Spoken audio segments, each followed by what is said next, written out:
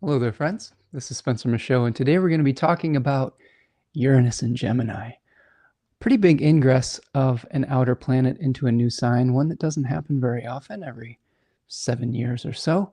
So we're going to be kind of breaking it down through the language of myth, through popular culture, through some historical references, and of course through discussion and your questions.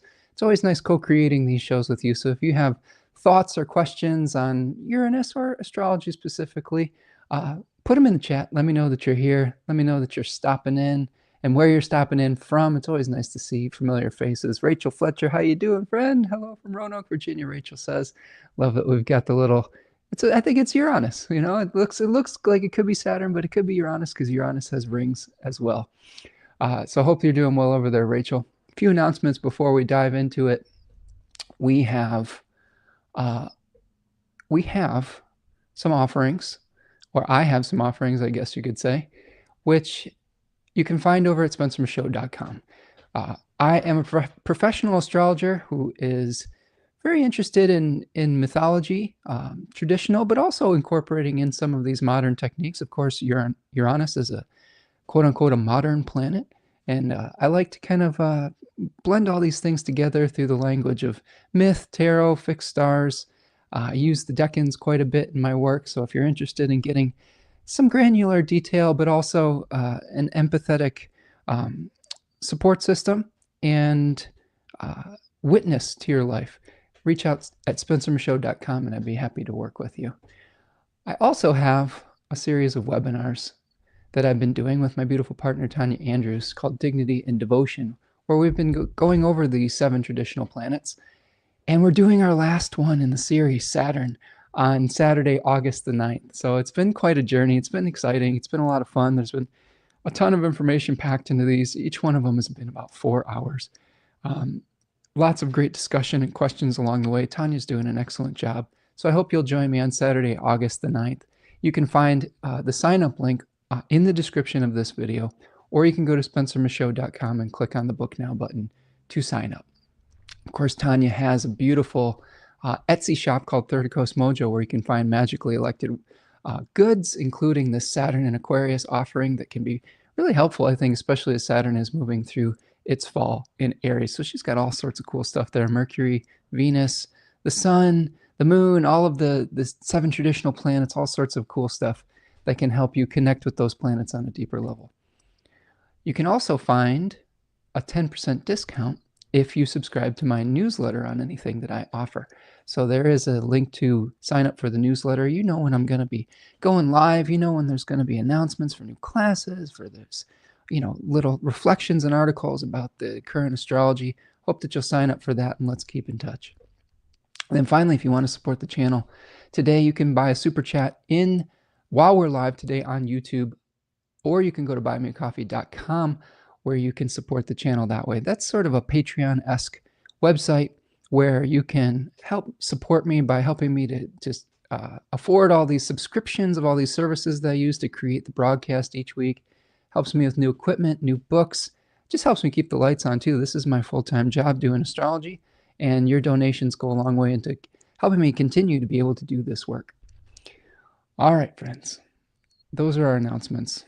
Let's talk about Uranus. Ooh, we've got some people stopping in. Let me welcome some more friends here. So I'm going to welcome my friends into this Uranian chat that we've got going on here. I just had Uranus go into my 11th house in Gemini. So maybe we've got some new friends here today. Steven, the Jupiterian, says hello, friends. San Francisco, California in the chat. Happy belated birthday, Spencer. Thank you, Steven. Appreciate that. I just had my birthday on July the 7th, which was Monday, which was the day of the ingress of Uranus into Gemini. So an interesting solar return chart. We'll talk about that a little bit. Cheryl Gates is here. Hello, Cheryl. Says hello from Hawera, New Zealand. That's amazing. Always love seeing my friends on the other side of the globe or wherever you're joining us today. We've got some really nice friends over there, New Zealand, Australia, etc. So thank you, Cheryl, for being here today. I believe the greeting is Kia ora. I believe that was we have another New Zealand friend that says Kia ora all the time. So hope that you're doing well over there, friend. And thanks so much for joining us. Laura Elizabeth is here. How you doing, Laura Elizabeth? Says Uranus has returned to my sign. Should meet some interesting people since it's conjunct my North Node in the 7th. Ooh, definitely going to bring some interesting experiences there, Frank. I lost my fan. Hold on one second, friends. Just one moment. I got to plug my fan back in, or I'm gonna overheat.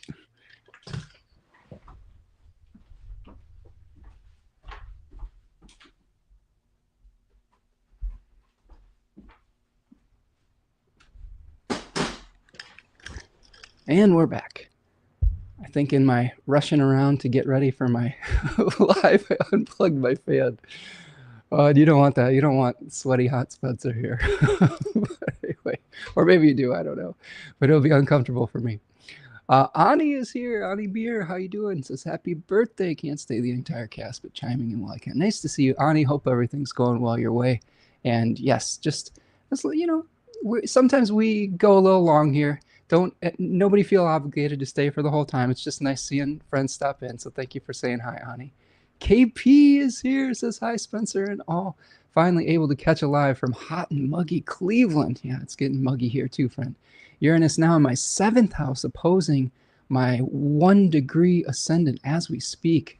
Already nervous about it. Well, hopefully I'll be able to give you some insight into it. I think I've had some really nice thoughts. I've got some nice visuals here today about Uranus and the myths associated with it. Especially we're going to be talking about not only Uranus in myth, but Prometheus.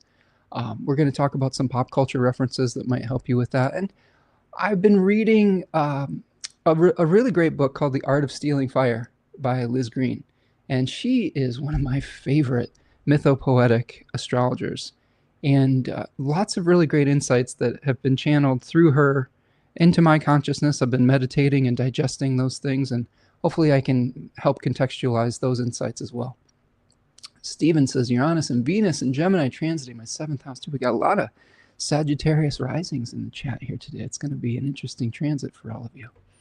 Candy Corn Corinne is here. Hello, Spencer, from a cabin. Ooh, that sounds fun. Nice to see you, Corinne. Hope everything's going well your way. I'd love to be in a cabin by a lake or something like that. That sounds super fun. Angela Polino, hello from Paris. Ooh, excellent.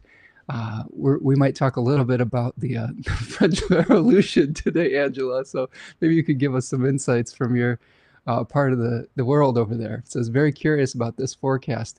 Huge stellium in Sagittarius, 5 planets, starting with Venus at 0 degrees Sag and North Node at Gemini at 15. Oh my goodness.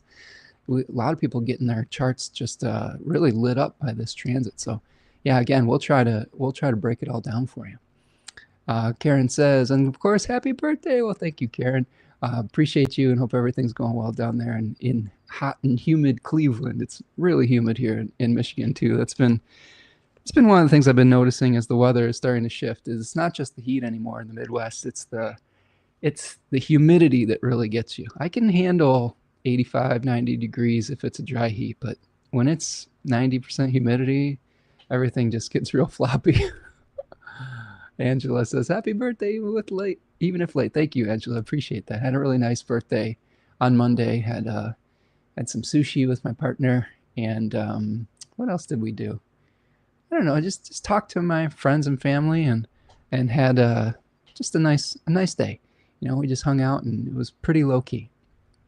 Paintings by Maris here, says hi from Maine. Been painting this week to the audio book Braiding Sweetgrass. Beautiful book. Happy belated birthday. Thank you, Mary. And then what a wonderful book that is.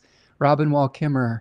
I think I would say that Braiding Sweetgrass by Robin Wall Kimmerer is probably one of the most important books that we can be reading right now as an antidote to Uranian hubris. So we'll talk about Uranian hubris today, but I think Braiding Sweetgrass is a wonderful way to continue to connect with the earth when we have a planet that might be trying to inspire us to maybe be detached from our earthliness. Candy Corn says, let's see how Big Mama does without AC. Happy birthday, Spencer. Oh my goodness, yeah. I actually just, sort of as a birthday present to myself and my partner, we just purchased some new ACs for our home. We don't have central air, but we bought a couple inverter units that go in the window that use a technology that's supposed to be much more energy efficient. So I'm really excited about that, and hopefully it'll be more effective at cooling our house too. Steven says Neptune at 0 Sagittarius here in prenatal. So you got Saturn-Neptune opposition starting up, Steven. That should be interesting. Lauren Elizabeth says, my ascendant is 0 degrees Sag. Already Uranus has brought some revelations and breakthroughs about health issues hanging on from Uranus transiting in Taurus in the 6th. Pretty jangly energy, though. Yeah, it can be very electric. It can be very unsettling and destabilizing, especially because oftentimes the awareness of Uranus kind of comes fully formed, you know, like a system of knowledge that comes and just lands on your plate. It's not an easy energy to utilize personally, and we'll talk about that today because it is very much I would consider it a universal energy. And sometimes when we have energy that is vast, trying to wield it as an individual person, as an individual soul, as an individual ego, can sometimes feel overwhelming and feel like too much, and it can burn out our bodies and our nervous system. I would say Uranian thinking is almost in the antithesis to the earthly body, right? It is like pure consciousness itself. And sometimes when we get these flashes of awareness, this chokhmah that Liz Green talks about in referring to the Kabbalistic tree of life, sometimes that can just feel like difficult to control. Okay, so thank you, friends, for hanging out. Thank you. And if you have any questions, put them in the chat. If you have any comments about what's going on in your chart, I'll try to get to as many of those as I can. But let's talk a little bit about Uranus, right? The primordial sky and creation god. So here is the planet Uranus. And you can see a couple things just astronomically about the planet. Been doing a little bit of research into the astronomy. It's not my strongest suit, the scientific understanding of the cosmos, but it's something that I at least try to incorporate here and there. You could see one of the really interesting things about Uranus in general is that it has this almost 98-degree tilt to its axis. And that means that its pole is directed right towards the sun. It is outside the orbit of Saturn. It, of course, was discovered. It was discovered in the late 1700s by a man named Herschel. It was almost named Herschel. It was almost named after King George of England as well. But thankfully, they settled on Uranus. But it's interesting, though, that Uranus was not necessarily named by philosophers, I guess you could say, or astrologers. So the names of the 7 traditional planets come to us through a lengthy tradition, through people that did not necessarily differentiate between the science and the divine. Now here we have this kind of idea of Uranus being, okay, well, we have Saturn at the very edge of the solar system, and Jupiter was the son of Saturn, and he's inside that orbit. And now we have a planet outside the orbit of Saturn, so let's name it after Kronos' father, Saturn's father, Uranus. There's an argument to be made, a really strong one, by both Liz Green and Richard Tarnas is a particular trailblazer in this, that Prometheus might be more appropriate. We'll get to that, but let's talk just a little bit about Uranus and Oranos first. So we've got this interesting tilt to its axis, and part of the science behind that is that there's theories that it was something smashed into it, right? So some kind of other planet or other body smashed into it and knocked it on its side. So we've already got a really unique planet that kind of spins to its own, the beat of its own, I don't know, Ananke, I guess you could say. Ananke being the force that causes our planet to spin on its axis. And this is a really unique orientation. So we can posit a lot of different things from some of these physical features. Maybe we're seeing things from a different angle. We're seeing things from a different direction. The seasons are uncommonly long on Uranus. Some of the seasons last up to 42 years at a time. And of course, it takes 84 years for the planet to do a complete cycle around the sun. And we have different Uranus cycles in our own lives. In regards to that 84-year cycle, we have our Uranus return when we're 84 years old, and we have various squares at other parts of our life. So some of us are lucky enough to see a full revolution of Uranus. And that's not always true for every planet in the solar system. Most of us, as of this moment, probably not going to experience a Neptune return or a Pluto return. But here we might actually get a complete idea of what it's like to live through one cycle of Uranus. It's very cold, this planet. It kind of doesn't radiate as much heat as some of the other planets do. Some of those theories have to do with its composition, which is made up of methane and ammonia and water, and it sort of kind of shields the heat from escaping from the core. So I think it is the coldest planet in our solar system. So sometimes we associate coldness with objectivity. We associate warmth and heat with like the heart and maybe subjectiveness. So this cold, rational, very intellectual quality can be seen echoed in the actual temperature of the planet as well. So a couple things, right? The other things that are kind of unique about Uranus, its moons were named after Shakespearean characters rather than Greek mythological characters. So I don't know if they had run out of Greek myth characters, but the moons are named after characters from Shakespearean plays. Okay, so let's talk a little bit about this Uranus, primordial sky god and creation god. So Uranus in Greek mythology is the sky itself, right? The heavens.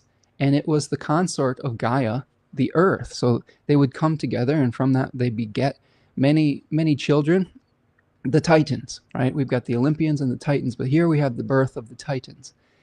And one of the main features of that myth is that Uranus had a disdain for his children because he saw them as hideous monsters with like 100 heads. He saw them as imperfect. You know, because Uranus was the sky itself, there is this aspirational quality to Uranus or Uranus that is trying to incorporate ideal forms, right? And when we come together with the earth, when our souls incarnate onto the earth, or when an idea is born and beget on this plane of existence, it can't match the perfection of the idealistic form. It just isn't a possibility. We have the cycles of birth and decay and imperfection, which is part of our natural world. And from a certain perspective, there's absolutely nothing wrong with that. In fact, that is something to be celebrated in many cultures. But in this particular God's worldview, that was something to reject, to disdain. Now, you know, Gaia was having a lot of pain with this continual birth that she had to go through their coming together, the earth and the sky. And she kind of set up one of her children, Kronos here, seen with this scythe, right, to overthrow and cast into Tartarus Uranus. And of course, Saturn, aka Kronos, severed the genitals of Uranus and cast him into Tartarus. So there's the beginning of succession myths starts with Uranus as well. There's a lot of succession stories in Greek mythology. Uranus being succeeded by his son Kronos. Kronos fearing being overthrown by his sons or one of his children. And of course, Zeus finally being able to overthrow him. Zeus fearing being overthrown by one of his children is part of the Promethean story as well. Prometheus translates to foresight. And Prometheus had knowledge of who might be overthrowing the god Zeus, but withheld that information for a lengthy period of time. We'll talk about that when we get to Prometheus. But we've got this creation god. We've got this kind of detached from humanity, detached from earthliness. I think that's part of the thing that I think is really important to understand here is that this planet and the symbolism associated with it is not necessarily earthy, practical. It is one where we're aspiring to be God-like, and we'll talk about that when we get to Prometheus. Let's see.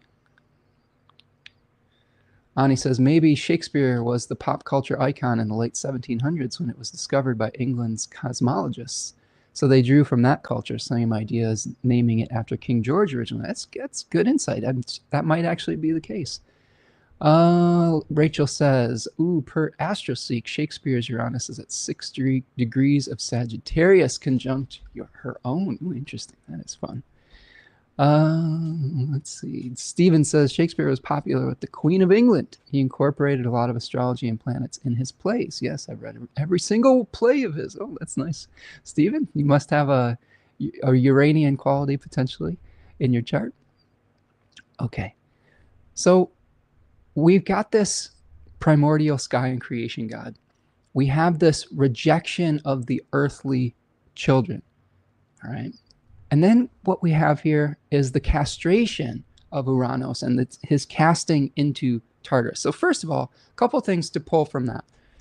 We have the succession myth, right? The overthrowing of an established order. All right. We have the casting into exile and casting into maybe isolation and loneliness associated with Uranus that we can glean from that story as well, that we will see echoed within the Promethean story. And also we have the birth of both Aphrodite here from the sea foam, from the semen that came, that mixed with the ocean, that fell when he was castrated into the sea, and from that was birthed Aphrodite. But also we see the Furies, okay, these ancient primordial monsters, I guess you could say, that were trying to punish those who had gotten away with a crime.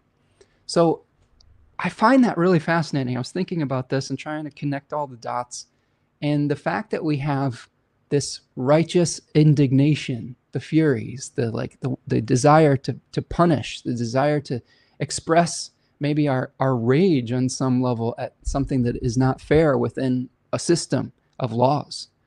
And simultaneously, we have the birth of a goddess that is associated with beauty, with values, with the ability to harmonize. So we have two sides of an interesting dichotomy, like the harmonization versus and the peacefulness with this righteous anger that we see through the Furies. So I think with Uranus transits, we can see both of those being ignited. We can see this righteous indignation, this rejection, but also this anger bubbling up to the surface, where we associate Uranus with rebellions, etc., and sometimes bloody revolutions. We can also see it as an attempt maybe to create harmony, to create peace, to create beauty, to aspire towards some sort of divine idealism that's based on a certain set of collective values. Okay. Now, when we talk about Prometheus, okay, Prometheus is very interesting. Now, this idea was first introduced when I believe, by Stephen Arroyo. So if you are familiar with Stephen Arroyo's work, he has some really interesting books about astrology and transformation, etc. And from that tiny little nugget in one of his books, Richard Tarnas started getting this idea too. I think this idea erupted simultaneously, which often happens with great ideas, that when he was reflecting on Uranus's nature, this Promethean myth kept coming up when he was doing research, that this was the mythological figure that matched more closely than the Uranus myth. Now here we see the Promethean sculpture. I believe this is in Times Square. And this is him stealing fire from the gods and giving it to humanity. And there is a quote on this statue. It says, "Prometheus, teacher in every art, brought the fire that hath proved to mortals a means to mighty ends." So a couple of things we can glean from that. We have Prometheus being a teacher of the different arts that have allowed humanity to ascend to be somewhat godlike on the earth, at least from this Greek perspective. Now, I'm not making a moral judgment as to whether that's right or not. I'm just saying that this is part of the explanation of why human beings have been able to attempt to dominate nature. Uh, Prometheus was said to have brought the study of mathematics, the study of astrology, the study of how to domesticate animals and crops, all of the things that lead to I guess, a quote unquote civilized society. Now, bringing fire that hath proved mortals to a means to mighty ends. I mean, part of this we could see going back to the fire and the hubris. I mean, the story basically goes is that Prometheus, first of all, tricked Zeus into taking a portion of a sacrificial animal that was not as it was just the bones and the fat. It wasn't the actual meat, and he gave the meat to humanity. So first of all, Zeus was pretty upset about this. He was like, you know, you're a wily trickster. So we have this Promethean trickster energy already.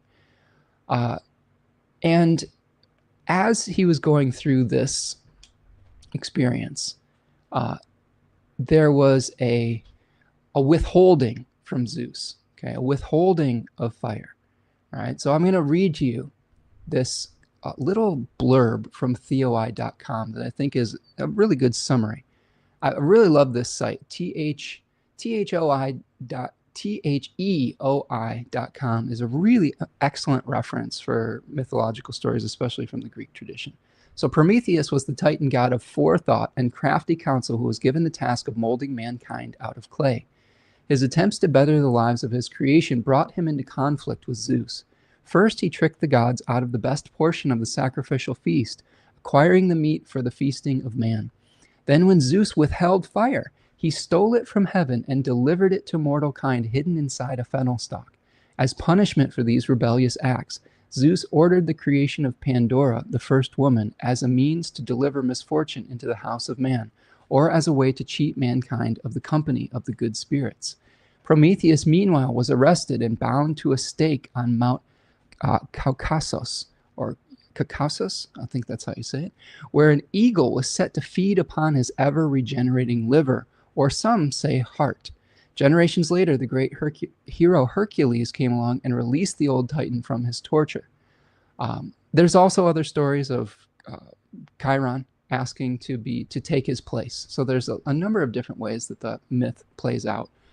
But I think some things that we can glean from this. Prometheus stole fire from Zeus and gave it to humanity as sort of like a, I don't know, like an ability to help humanity be more divine-like, more like the gods. And this was something that to Zeus was something that made him very, very upset.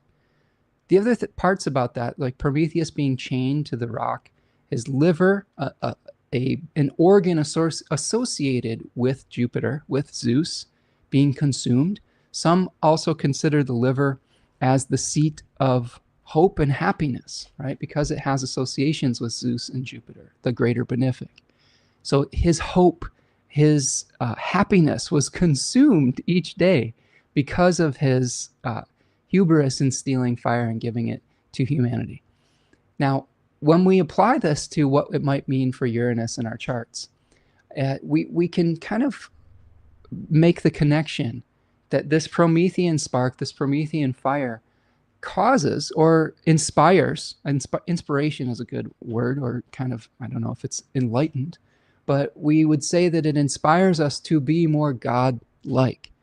And if you connect that with the story of Uranus, and you connect that with the rejection of the earthly children, the earthly process, the children of Gaia, we can see that oftentimes Uranus is going to inspire humanity to try to dominate or control natural forces. Now, that has led to some incredible discoveries. That's led to some incredible breakthroughs. It's also led to some horrific creations. One of which I've been reading about with Liz Green is the Oppenheimer. Oppenheimer had Uranus on his descendant, and the creation of the atomic bomb, like trying to harness the ability of basically the energy of the sun and how basically they lost control of that, and it wrought great destruction upon the earth. Another example in history is Adolf Hitler, who had Uranus right on the ascendant. He had a divine ideal that led him. We're not saying it's the right ideal. He had some kind of idealistic vision of society, of a pure, quote unquote, purity of some kind of society or race. And that led to the great destruction and hubris and horrific events of the Holocaust. So don't necessarily judge Promethean fire as right or wrong. One of the hallmarks of Prometheus is the amoral nature and lack of subjectivity that Uranus might inspire within us. When we have a power that is so vast, that is so collective, Robert Schmidt, one of the founders of Project Hindsight, compared Uranus to a transcendental sun, probably because of the Promethean story with the spark of fire that was given to humanity. He talks about it being undifferentiated consciousness associated with the one mind, where he compares Neptune to the one thing that we see in philosophical circles. So we have the one mind, consciousness itself, acting upon the one thing, which is matter, and creating from that combination, that achemical mixture. So one of the things that we can see is a difficulty when we are inspired by Uranus of seeing the trees for the forest, I guess you could say. You have this grandiose ideal. You have this quote unquote heavenly ideal, this perfection of idealism that often leads to collateral damage of the individuals within whatever system is trying to be quote unquote reformed. And we saw this, not to single out our friend from Paris here, but we saw this in the French Revolution, where we had a divine ideal that people were created equal, and that we were going to overthrow the idea of hierarchy and monarchy. But that energy was not able to be controlled necessarily by one individual, and it led to a lot of violence. It led to a lot of death. And not to say that it didn't have long-ranging repercussions as far as maybe some positive things that came out of it, but there was mass death. There was a lot of uncontrolled violence. And this is what we often see with Uranus, is a difficulty of being able to control the enthusiastic, inventive impulse that does not necessarily have a moral grounding. Now, when we say amoral, it doesn't mean that it's bad. We don't mean unmoral. Amoral just means it lacks a moral foundation. Morality is subjective. Morality is filtered through our own subjective perspective. So when you're trying to deal with some kind of system, okay, that oftentimes will come fully formed, like think of just being able to just the Matrix, where you plug in Neo and he's like, I know Kung Fu, and he knows the system already. He's got a Uranian download. In his case, he's able to wield it. But for most of us, it's difficult when imagine when you first started studying astrology or traditional astrology. I know we're going a little bit off the traditional path today, but imagine when you first started studying all of those rules and that complete system, and how overwhelming that is, and how sometimes it led to confusion. Sometimes it led to a burnout of your nervous system. I know this happened to me when I was first studying astrology and traditional astrology. Sometimes that whole system being laid down at once can feel difficult to wield. So we have to practice, and we might have to take it in smaller bits. But oftentimes the Uranian impulse, when it is wielded by a person that lacks a strong moral fiber or lacks a strong ego, sometimes the people who wrought the most horrific things, it's not because they were egotistical, it's because their ego was weak. It was ego weakness. So when you have someone with ego weakness trying to wield this power, sometimes it can get out of control. So this is another feature of Prometheus here. So here we've got Prometheus being this is the eagle, This is a statue of Prometheus. He's chained to his rock, and here's the eagle consuming his liver. Now, Liz Green also talks about Prometheus being hyper-rational and anti-mystical. That's fascinating, isn't it? You know, mysticism being this feeling of connection to the divine, right? This feeling of like everything is one, that there is this kind of, she compares that to a Neptunian consciousness. But the hyper rationality, the hyper, like, when Uranus was discovered, we had things like the Enlightenment coming forth. We had Descartes, one of my most hated philosophers is Descartes. Like, this is my subjective perspective, but I blame Descartes for a lot of things, especially the separation of an experience of an ensouled cosmos, right? And I think that this hyper-rational experience can be thought of as Uranian, where it is just thought and consciousness itself without having any type of mystical element to it. It's almost the elimination of mystery on some level. The other thing you could say is that Uranus can bring us sometimes a holistic or systematic way of thinking. Again, when we try to wield information that comes to us as a complete system, it can burn out our individual thinking, our individual experiences. Now, there are some great breakthroughs that come through holistic thinking, through being able to see from a 30,000-foot vantage point, maybe being able to see with the foresight of Prometheus. In some of the later myths of Prometheus, Prometheus had a son who, what was his name? Deucleos? I don't know if that's the right way I'm pronouncing it. But he was the kind of the Noah figure in Greek mythology.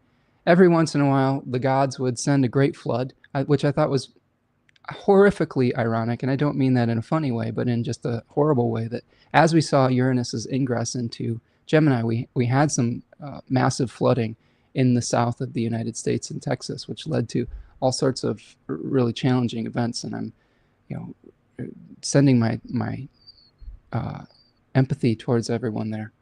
But the foresight of Prometheus allowed this figure, this Noah figure in Greek mythology, to craft a boat and to survive those floods. Okay, so this is something where we have this foresight. We know that there's a bigger picture in place, but it also can lead us feeling very isolated, right? So we have this isolation, this suffering, because we can see things that maybe the normal individual, I guess you could say, might not have an experience of. And everybody has Uranus somewhere in their chart. There's probably a Promethean impulse in everybody's life, and it may manifest through different topics in your life. And we can talk about that a little bit through how it might look within an individual's natal chart. Some people can handle this energy a little bit better than others, but oftentimes the person, we talk about the fine line between genius and insanity, and sometimes when we don't have the proper grounding, like think about Uranian lightning, like the lightning strike of awareness. But if we don't have a way to ground it, it can be very destructive. So oftentimes this kind of insight can lead us to feeling isolated, can lead to suffering, it can lead to feeling different, ostracized, like we're chained to a rock, like we're imprisoned with our own knowledge. And that can lead to a feeling of disconnect from the mystical kind of experience of feeling related to nature, right? The kind of feeling of being part of the one cosmic soul, one part of the great cosmic mother of this earth that begat us. Let's see. Angela says it would be interesting to see Robespierre's chart. He had a huge ideals, but there was indeed a lot of blood, and in the end he was killed too, right? So that's a really great point, Angela, and that's a great way to transition, because oftentimes what we'll see, not only in the lived historical experience of people that had Uranus in their chart, but in the characters that they create, the enthusiasm of creation eventually losing control of that enthusiasm, and then it consuming them. Okay, so enthusiasm leading to a loss of control because of the difficulty of wielding this particular energy. So a couple of examples that I think are really important with this. First one that came to mind when I was thinking about this and reading this was Jurassic Park and Michael Crichton. Now, Michael Crichton, I will bring up Michael Crichton's chart in a second here, because I think this is a really poignant example, especially for Uranus in Gemini. So let's see what we've got here. I'll bring that up. So we've got, let's see. So bring this chart, add it to the stage. So here's Michael Crichton's chart. And you can see that he has Uranus in Gemini, retrograde in the 11th house. Jurassic Park was a warning to the hubris of trying to create against the laws of nature. Of course, we all know dinosaurs went extinct. There were great extinction events, and the characters, the Promethean characters in that novel, are attempting to bring those forces back onto the earth through scientific knowledge, through scientific awareness. And those forces ended up not being able to be controlled. We've got the famous line by Jeff Goldblum, is like, nature finds a way, right? They try to contain that Promethean spark, that Promethean fire, but it rages out of control.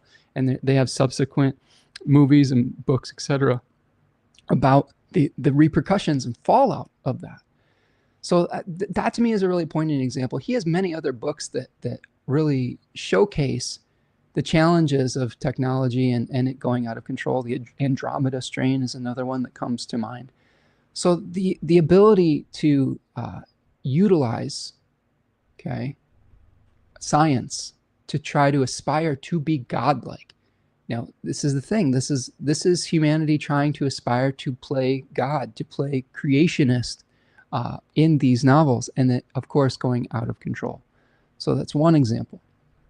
Another example that we have is, let's see here, Mary Shelley, okay, and Dr. Frankenstein. There's Frankenstein. So what is fascinating about this is Mary Shelley has a Sun Uranus conjunction in her chart, as well as her husband, Percy Bysshe Shelley. He also has a Sun Uranus conjunction. And Mary Shelley wrote Frankenstein, and Percy Bysshe Shelley was a poet that one of his most famous works, I believe, is called based on Prometheus. So I think it's really interesting to see those kind of things coming together. So the Frankenstein myth is interesting because it's another example of the desire to go against the grain of nature, to reject Gaia, right? To say, I know better than nature.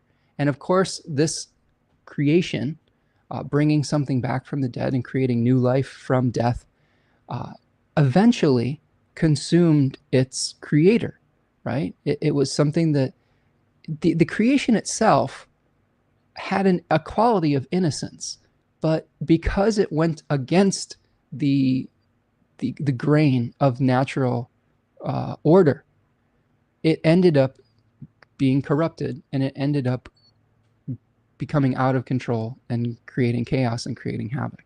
So another example here we have. So let's just look very briefly at Mary Shelley's chart, just so you can kind of start to see some of these patterns coming together. So here we'll take this out and we'll put this in. So there's Mary Shelley, August 30th, 1797.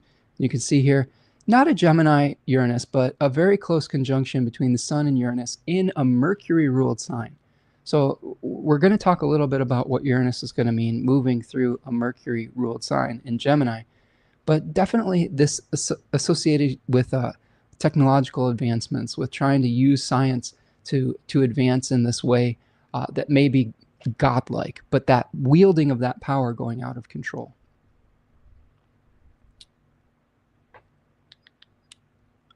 Rachel says, nice. Mom and I watched Jaws and Jurassic Park for the 4th of July weekend and ended up having a lot of conversations about AI, etc., linked to the themes of the movie. Yeah, really nice observation, right, Rachel, because we can think of AI in terms of the Jurassic Park, the John Hammond who's trying to profit off of this scientific technology without necessarily thinking of the consequences that it might wreck. And we could see this too with people who are advancing AI technology right now, who are attempting to profit off of that and to do something because they can without necessarily stopping to consider whether they should. And that is a really important theme, I think, with Uranus, and especially in our own lives too. Because yes, we're going to see this play out in the collective with things like artificial intelligence, communication systems, the media. Also, I would offer in Gemini, commerce, the way that we exchange goods, the way that we sell things, also could fall victim to the Uranian hubris.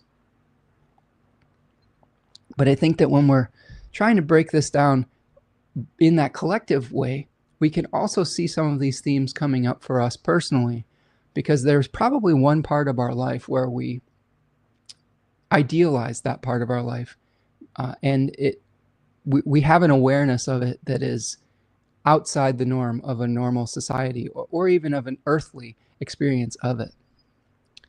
Ani says, I've noticed how outer planets play into personal narratives. Seems to require conjunction to traditional planets, sensitive points, tight aspect to pop in life like fixed stars. MS, good example. Yeah, absolutely. I do think it is more poignant in our lives when they are conjoining a personal planet like the sun. There is an argument that Liz Green makes that the moon and Uranus having a relationship often leads to people studying astrology. Your friendly local astrologer here today has a moon-Uranus opposition. And I felt a lot of recognition when in that chapter, Moon-Uranus, often because her argument is that when you have a Moon-Uranus conjunction, square, opposition, etc., is that the sense of security, the home life, is disrupted in some way. And that can be very unsettling to your psyche when you are coming up in the world, when you're growing and coming of age. In my own experience, I had 5 different step parents. I moved around from house to house. I moved a lot.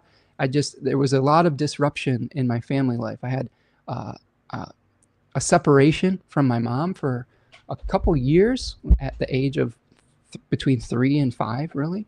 I didn't see my mom for a couple years, so she makes the argument that because of the disruptions to our sense of security in our younger years, we become attracted to something like astrology, because what it does is it becomes almost like our universal mother, because we are being able to predict when we might be experiencing some kind of disruption, when we might be experiencing some kind of trauma.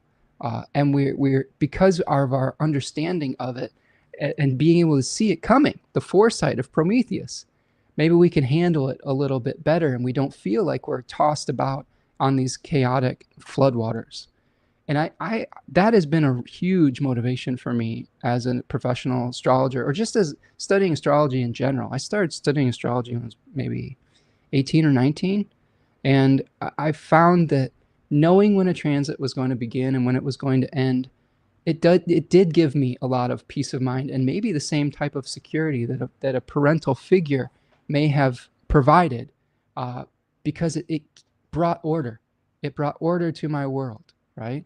And in that order, in that ability to see what lied ahead, it helped me prepare my mind and my nervous system so that I didn't feel like I was being abandoned by the world. It helped me have a more positive worldview.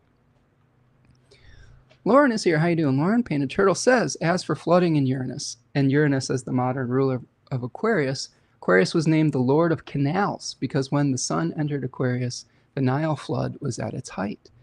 Egyptians imagined the dipping of the Aquarian urn as the cause of the flooding. Yeah, interesting.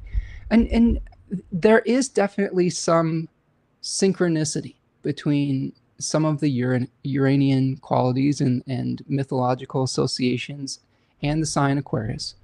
I don't personally use Uranus as a sign ruler for Aquarius, but I think that there are so many different ways and facets to look and lenses to look through, that if that's something that you use in your practice, I think that there's an argument to be made for it.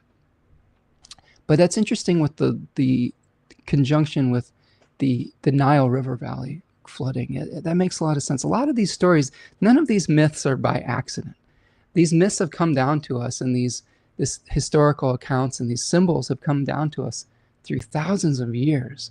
And if it makes it to us 1,000 years, there's probably some underlying synchronicity and truth within it. Ani says, coming from a Moon Uranus conjunct native, Liz is spot on. Yeah, totally. And I had Uranus in the 4th house. So my sense of home, my sense of my parents was always changing. It was sort of this divine ideal. And here's another insight with that. With Uranus in a parental house, the idea of my mom was very powerful because I didn't have a physical mom there. Like my mom was always distant. She was always off in this ether, in the starry heavens. We would communicate when we reconnected through phone calls, through letters, things of that nature.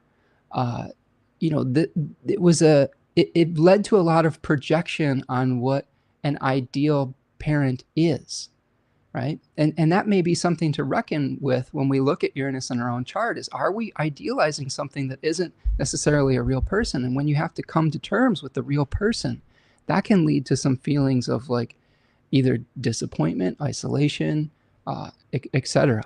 So yeah, Liz Green, I'll tell you what, probably my favorite astrologer writer.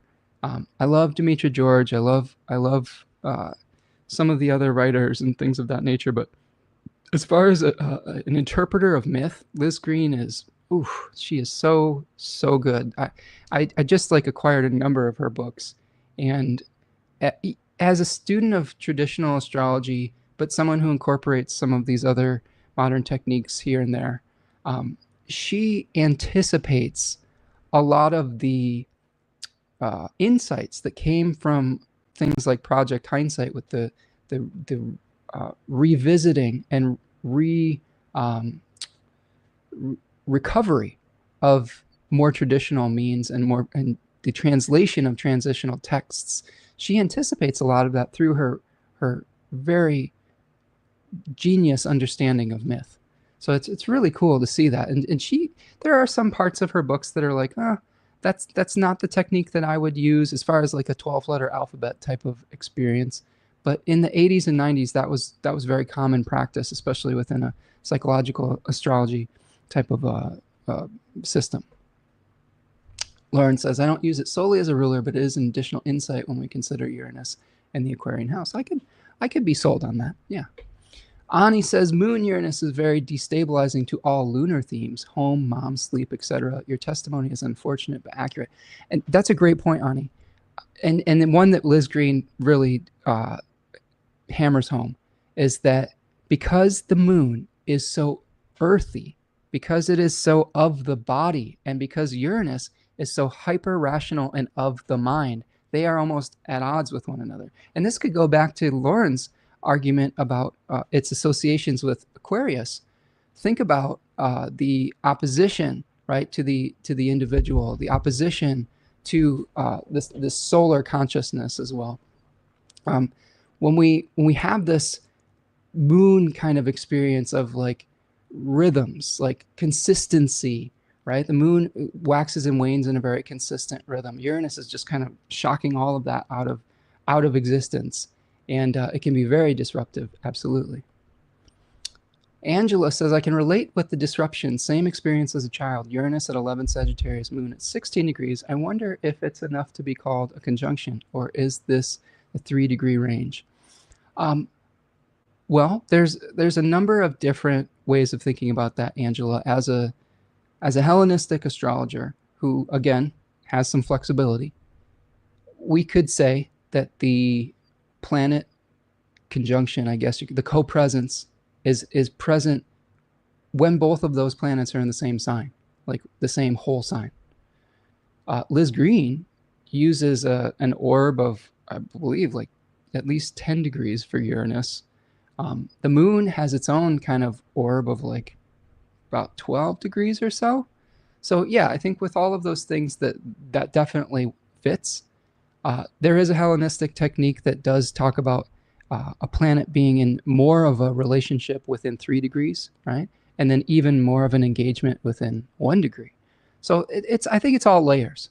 I think that the 5 degree difference that you have with the moon and Uranus there, though, even though it is separating, I think definitely speaks towards the disruption of the moon. I look at Uranus as a disruptive force where whatever house it's in, whether it's near or making aspects to different planets, it is bringing that disruptive quality that we've been talking about here today. Julene is here. Hello, Julene says, hey, Spencer, listening here totally resonates. Uranus, Pluto, Mars in the fourth, adopted at birth, adoptive mother died at 17. I imagined what my birth mom would be like, and when I discovered her, I found my thoughts about her were correct, but she had already died, so I didn't get to meet her. Astrology is wow. By the way, Sun square Uranus, Pluto in my chart. Oh man, Julene, that's a harrowing but excellent example. Yeah, I totally relate to that. You know, the projection of an ideal that individual could not possibly live up to. And another way of thinking about this too is, as an adult, I've often tried to create some kind of ideal living situation, but one that's almost a little bit detached. What is interesting that Liz Green talks about as far as the way the coming back around, the circling back around of that is because of that disruption that we felt as fourth house Uranuses, and sometimes you could say fourth house moon type people. We are able to have a little bit more of an objective idea of what family is, right? So like, for example, I can have a deep connection. Like I would even consider it somewhat of a family-like connection with people in this community here.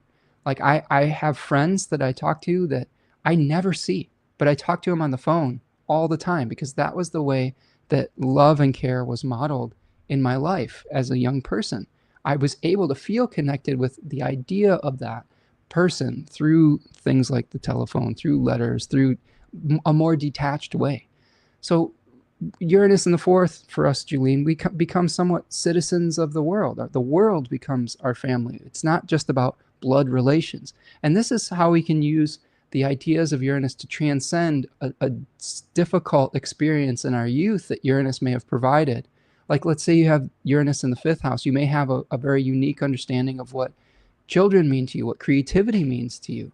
Sometimes people that have Uranus in the fifth house are either surrogate parents or adoptive parents, where they don't necessarily, they're not bound to the traditional definition of what a child is. I have a good friend who has Uranus on the ascendant, okay? And she became a surrogate for another couple when Uranus moved into her fifth house.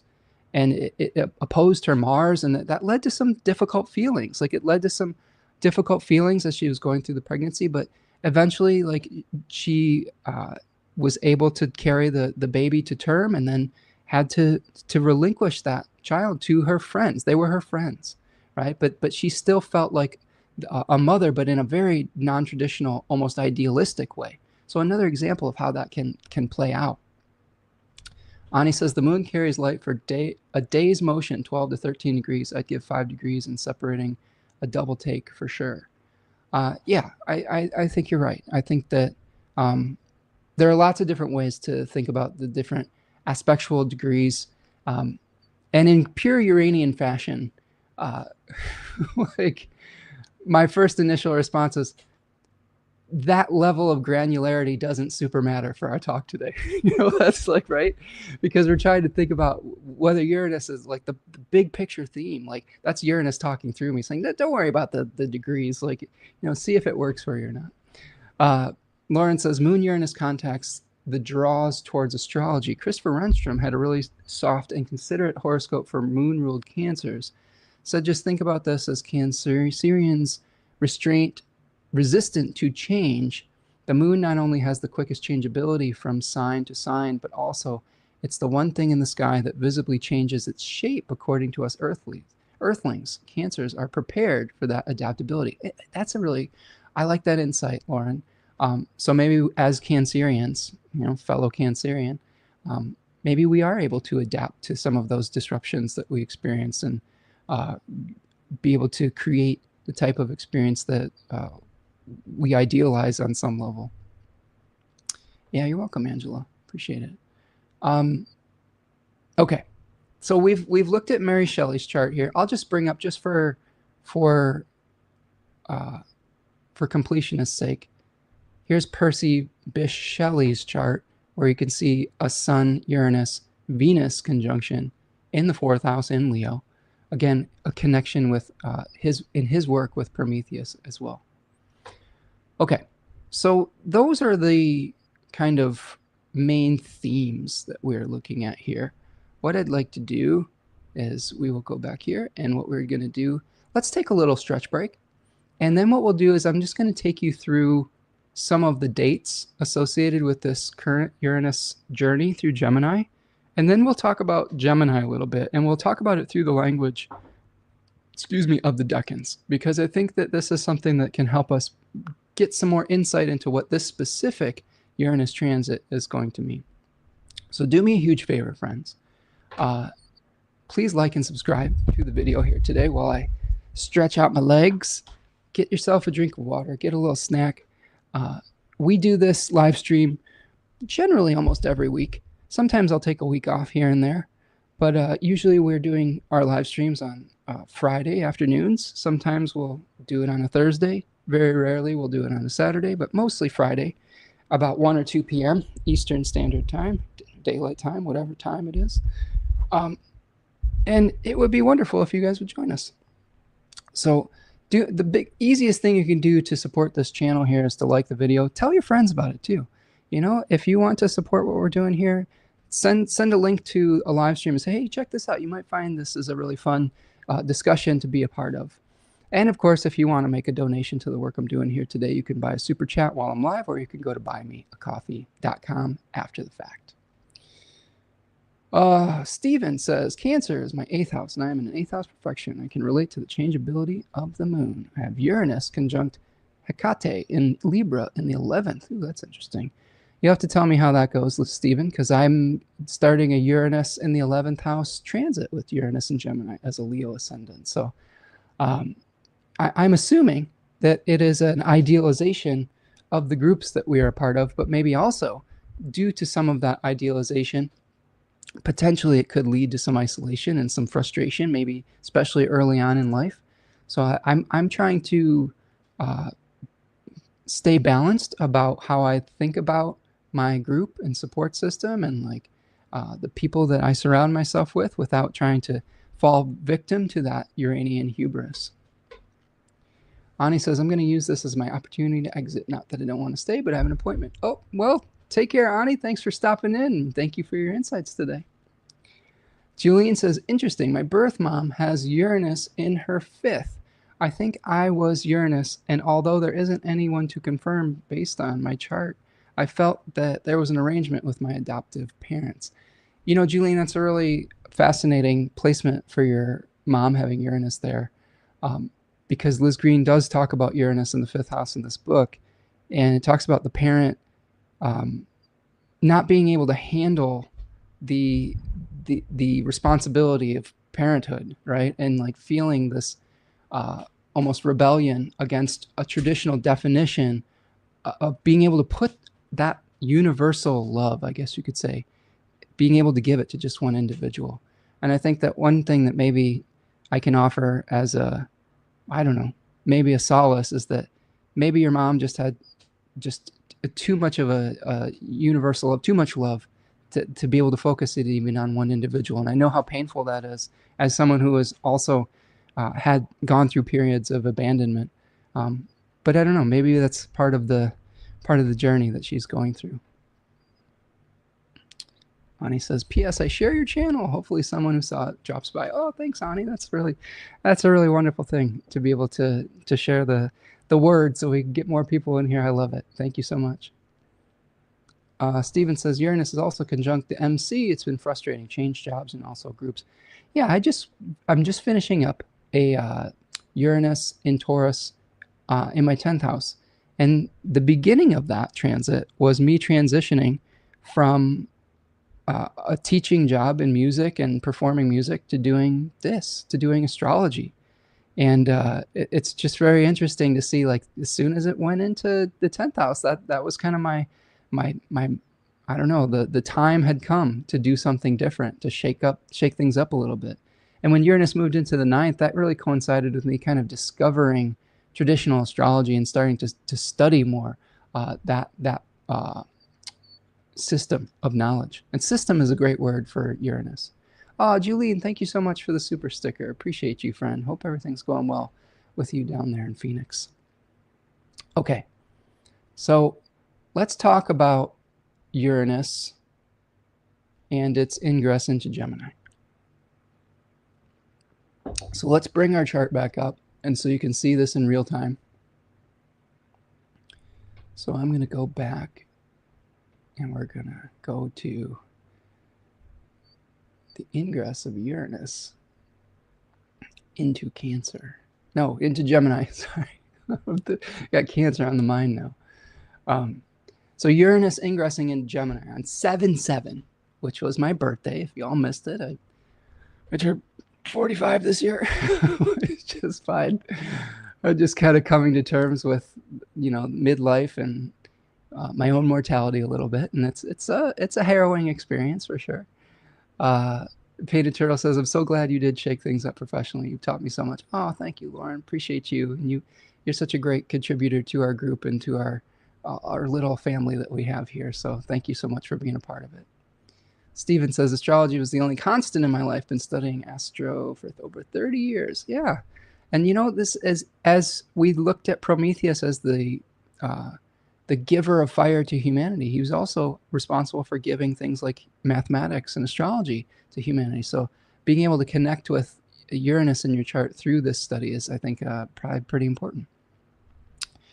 Okay, so here is Uranus moving into Gemini and ingressing with Venus, right? So Venus is present here as well. It's hosted by Mercury. So here we've got a Leo host.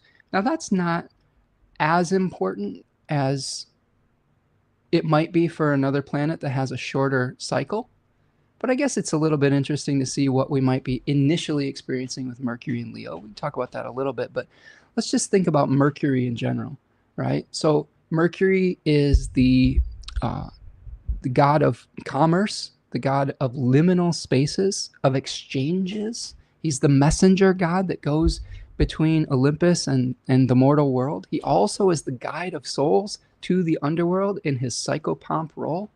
So any means of exchange. Now, Schmidt talks about Mercury as a destabilizing force, as a questioning of sacred doubt, right? So we could probably start asking some really interesting questions. Mercury also, especially in Gemini, gives us an awareness of duality, of binary, of choice, a splitting of attention in multiple directions. I've often told a story about the myth of in relationship to the 12th house of the Thema Mundi, where souls incarnate into a body after going through the death process and choosing lots and choosing a life. And the myth of is a Platonic story that helps us to understand ethics, morals, choices in front of us. But when we're first faced with having a lot of different choices, that can be a little bit destabilizing. So we'll take a look at that in a second here. Steven says 45 is not too bad. I'm 10 years older than you. Yeah, I'm feeling okay. I'm just going through the process. Sometimes there's feelings that come up at every age as far as reflecting on where we are in our journey, and I've had a few of those, but overall I feel pretty good. Julene says things are good, hectic. The kiddo has 5 offers, headed to Washington and Montana a few weeks after run. We'll catch the replay, so appreciate you. Thank you, Julene.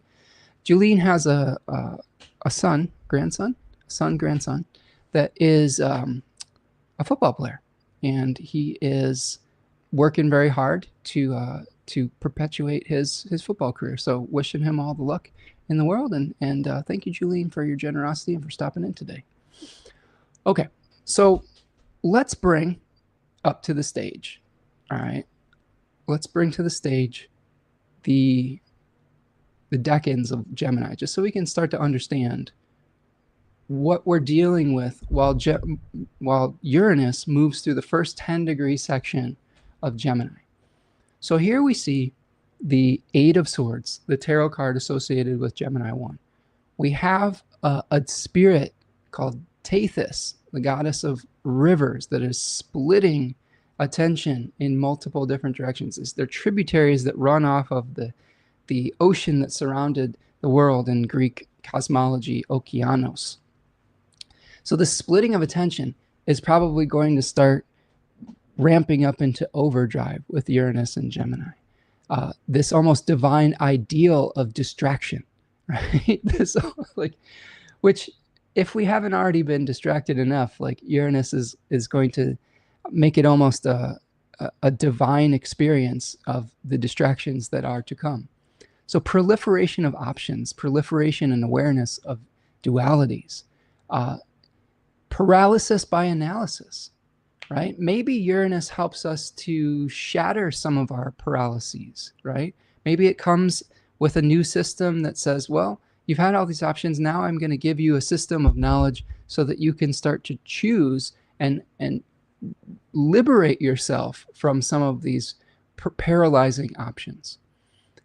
Splitting of attention, awareness of dualities, but also self-doubt and questioning our path. It's interesting to me with Uranus and Gemini, this like sacred doubt, this almost idealization of questioning.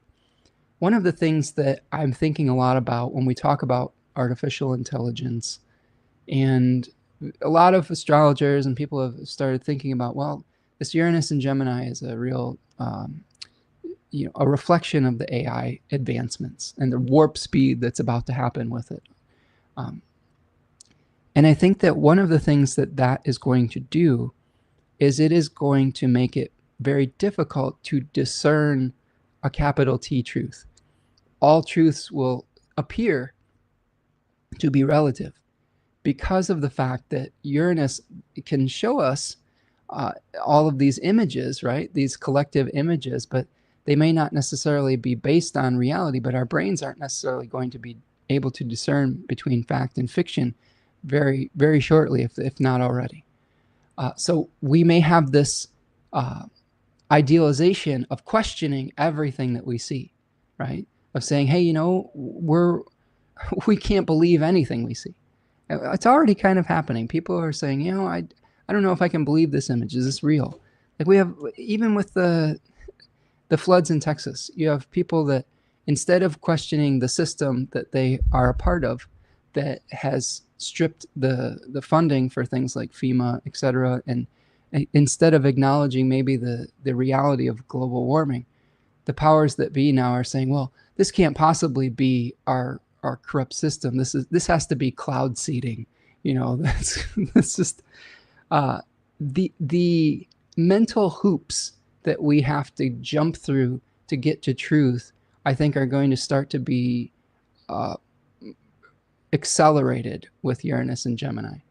And I'm not exactly sure what the answer to that is. Maybe real experience, maybe earthly grounded experience, being able to see things with our own eyes, being able to have a face-to-face communication with someone rather than have it being filtered through the airwaves and an algorithm, potentially.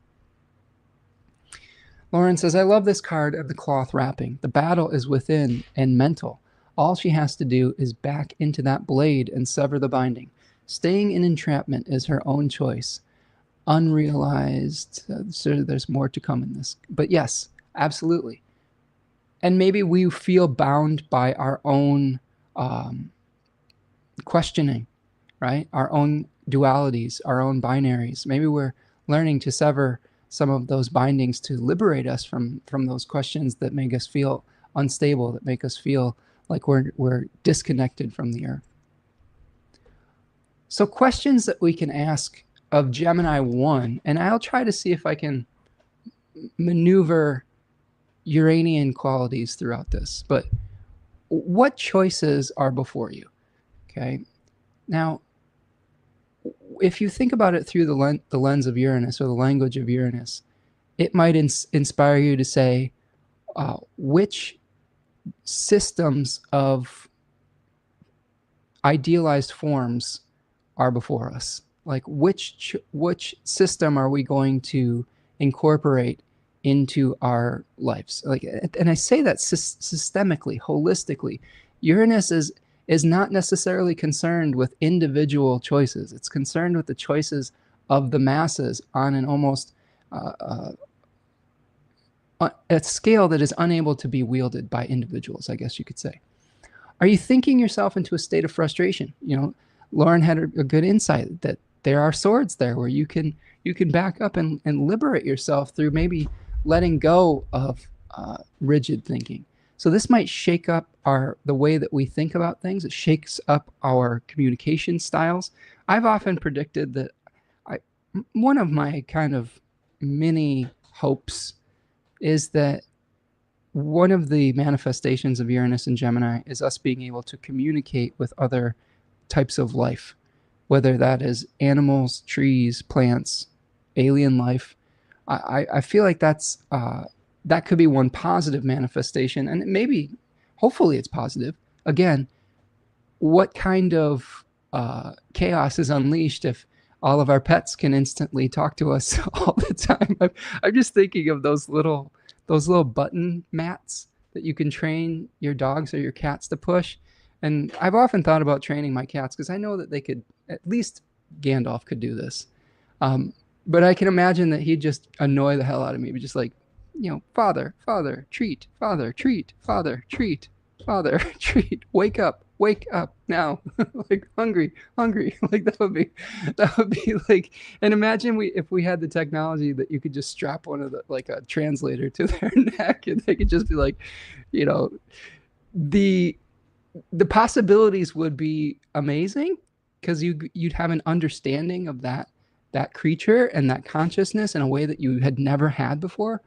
But it also, imagine if your cat or your dog like didn't like you very much. It was like you're an idiot. Like I see you laying around all the time. Like what are you doing? Go use those opposable thumbs to go get me a snack. You know, like the projection that we have on like our cats and our dogs of their unconditional love, which may be true in most cases, might get shaken up by this type of technology, and we might want to put that Pandora back in the jar. So what do you need? Do you need more information, or do you need to quiet the mind? I think it's very difficult to quiet a Uranian mind. Again, my way of doing that is through grounding. If Uranus is the sky, if Uranus is detached from the earth, the antidote to that, I believe, is probably earthy and groundedness and grounding. Let's see. Lauren says, oh my God, I'd love a more face-to-face. I'm so sick of technology as the main connector. I'm hoping Uranus and Gemini will bring back the neighborhood to a fuller revolution of connectedness. I think that's one possible manifestation. I also think, Lauren, unfortunately, that, like, just to play devil's advocate, it could lead to a splitting of consciousness, like where we feel even more split in some level, right? Because think of the Tethys, like the goddess of rivers, that is splitting the unified consciousness into many different tributaries. And I'm thinking of, I believe there was a Uranus transit where the rise of suburbia is one example of that, where we had these city centers, these centralized city places, and they all got split into suburbia, where we had these isolated tributaries. And for some people that was positive, but I think on the whole it disconnected us on quite a grand level, on some level. But I do think the face-to-face thing could be a good antidote as well. You know, getting earthy, getting more realistic about things, being able to see somebody face-to-face, I think could have some benefit for sure. Steven says, oh my God, I'd lose it if my pet, with my pet, if he or she could talk. Again, that could lead to some unintended consequences, right? where we think our enthusiasm of like, oh, wouldn't it be great if our pet could tell us exactly what they're feeling at any point during the day? That seems idealistic and good in theory, but the actual lived experience of it might be difficult. I keep saying this. What kind of conversation would we have with a whale that's 80 to 100 years old? You know, what kind of realizations might we have about our own role in humanity if a 300-year-old tree could talk to us and say, you know, what are you doing? I mean, what are you doing to us? So yeah, I think it would be cool, but at the same time, the Promethean warnings are. I'm a big believer in just because we can doesn't mean that we should, and I'm very pro thinking about ethical consequences for not only the collective but for individuals before we institute mass collective changes. Let's see. What do things look like from the opposite perspective?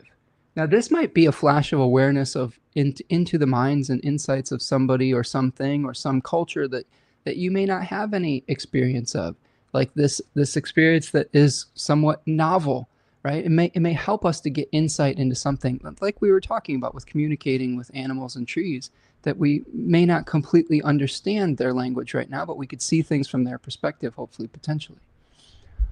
What are the ethical consequences of this choice? A really important question when we're dealing with Uranus, ethical consequences. And one, unfortunately, that humanity has been an abject failure at for most of its existence. It does not, at least in modern Western civilization, we do not ask whether there was going to be fallout, or people just don't care and want to implement a technology for profit or for glory, for, I guess, maybe discovery itself. Because Uranus represents a power that is amoral, we really have to be careful of who is wielding that sacred fire, that fennel stalk fire of the gods, that solar spark. Because when it's wielded by people that have no actual ethics and morals, it can be destructive. And look at that example we talked about with Oppenheimer and the atomic bomb. You know, in his mind, like, he was just having a new scientific discovery, but it became wielded by people who wanted to have power and control, and it led to great destruction. So we always have to think about who is going to be wielding this technology, even if we ourselves are not don't have grand designs of power and oppression through its invention. Finally, how can you translate essence in a way that it can be received?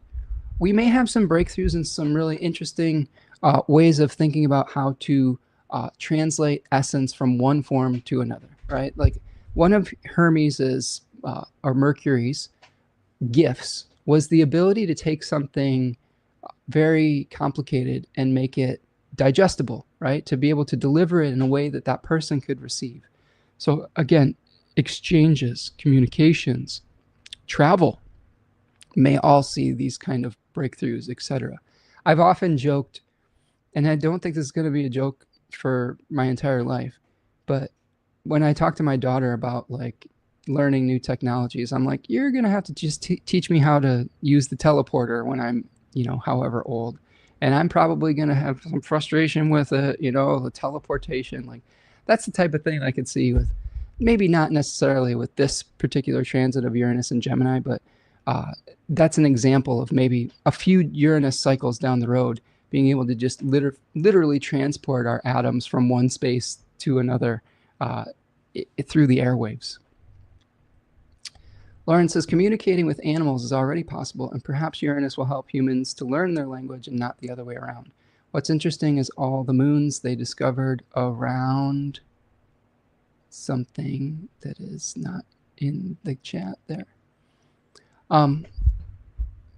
Around Saturn, more than Jupiter. Perhaps we see the emotions of Aquarius that have been hidden away for the ages. Yeah, I think it's nature is always communicating with us, right? And we are attempting to understand its language. And its language isn't necessarily like a human language. Like the aforementioned book that we were talking about, Braiding Sweetgrass, talks about trees being able to communicate with each other, maybe potentially through mushroom mycelial networks, and understanding when there's enough resources in the ground to be able to produce seeds. Called, I believe that's called mast fruiting or mast seeding, right? Where they don't seed every year, and they communicate with one another to say, hey, there's enough sugar in the ground, or there's enough resources in the ground to support birth, and that's a really unique understanding that we haven't always had.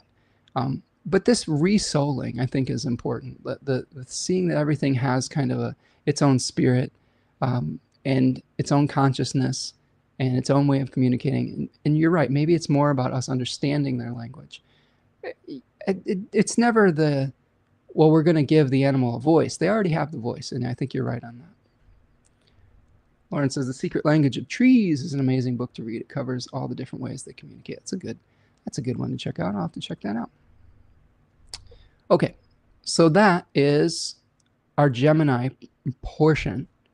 Now let me just go through and give you some dates. Let's bring the chart back to the stage. And we're not going to focus really too much on the Leo part of it, because it is such a short transit in regard to the larger Uranian cycle.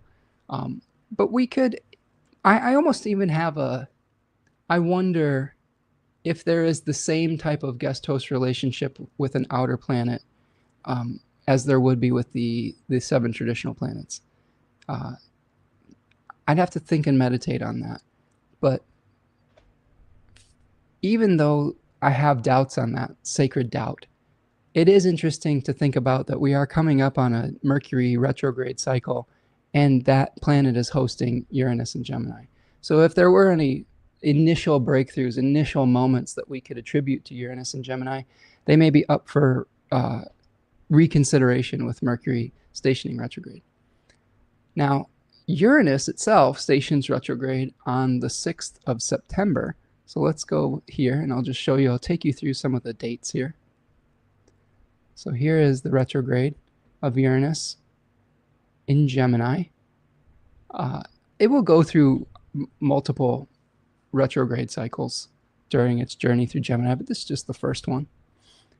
So then we see it transiting back from 1 degree Gemini back into Taurus on November the 7th. So we're not completely done with Uranus. Oops. Hold on, I gotta fix a spelling here. We're not completely done with Uranus in Taurus yet.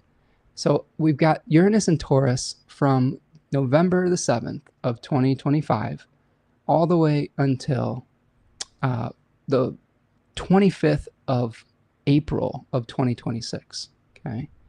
But before that happens, Uranus is going to station direct on February the 3rd, okay, at 27 degrees of Taurus. So if you have sensitive points around those degrees of Taurus, you might feel the Uranus switching of directions more poignantly. Then, of course, we've got Uranus moving back into Gemini on the 25th of April. Okay. There it is right there. What's interesting to me is that Uranus is going to move back into Gemini at the same time that Venus is about the same position it's at right now. So it might be a very similar type of feeling when Uranus moves back into Gemini next year and next spring. We have Uranus moving into the 2nd decan of Gemini on my mom's birthday in 2028. So that's the 30th of May, if you didn't have that memorized. How could you? On the 30th of May, 2028, right? We're going to see Uranus moving into the 2nd 10-degree section of Gemini. And maybe we'll do a live stream, if I'm still doing them, in 2028 about Uranus in the 2nd decan of Gemini. But really the energy difference between Gemini 1 and Gemini 2, Gemini 1 is a Jupiter-ruled decan. Okay, so an explosion of options, an explosion of awareness, an explosion of questions, an explosion of different pathways that lead potentially to feeling stuck because we can't possibly pursue all of them. Gemini 2 is a Mars ruled decan that can lead us to feeling a difficulty reconciling things that are pulling us in opposite directions, right? That is the 9 of Swords card, where you see someone is kind of having an insomnia episode, unable to sleep at night. All right, so we may feel really pulled in multiple directions when Uranus is moving through Gemini 2. And this decan also is known for its cruelty of speech. So I have a feeling that there might be some pretty intense communications that come through during this period of time. And then the last decan that we have moving through Gemini here, Gemini 3, this is going to be on July 2nd of 2030. I know we're looking quite a bit ahead here, but just giving you kind of a thorough look at Gemini here. This third decan of Gemini is associated with the 10 of Swords card, and it's a solar decan, and it really has to do with sort of black and white thinking, but the death of one choice so that the other can live. There might have to be a sacrifice between one imagined pathway to be able to infuse our consciousness, I guess in this case, into something that we can nurture into its full fruition. Because that's what we're going to see when Uranus moves into Cancer here, is we're going to see that divine idealism flowing through the sign of the moon on the 3rd of August of 3032. So here is that, okay? Now, there is going to be a retrograde around that period of time on 12/12/2032, back into Gemini.